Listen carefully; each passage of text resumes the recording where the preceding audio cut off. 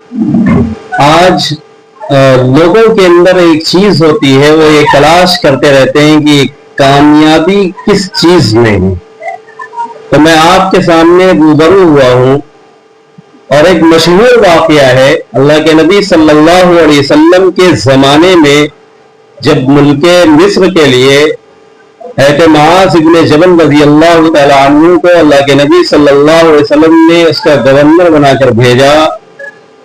تو اللہ کے نبی صلی اللہ علیہ وسلم نے حضرت معاذ ابن جبل رضی اللہ تعالیٰ عنہ کو 3 بڑی اہم وصیتیں فرمائیں۔ اس وصیت میں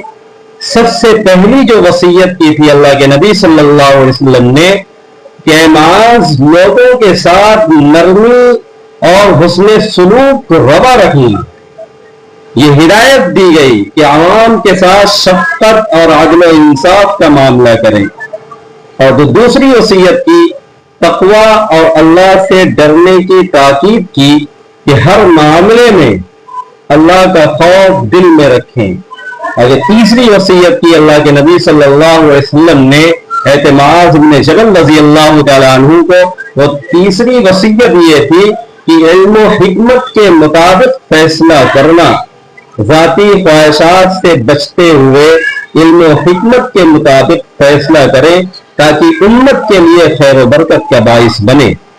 تو آج ہم اور آپ کامیابی کا راستہ تلاش کرتے ہیں، اس کے لیے در در کی ٹھوکریں کھاتے ہیں، اور جبکہ اللہ کے نبی صلی اللہ علیہ وسلم کی یہ 3 اہم وصیتیں حضرت معاذ بن جبل رضی اللہ تعالیٰ عنہ کو کی تھی، وہ دنیاوی نظام میں تو اعلیٰ درجے پر فائق ہیں،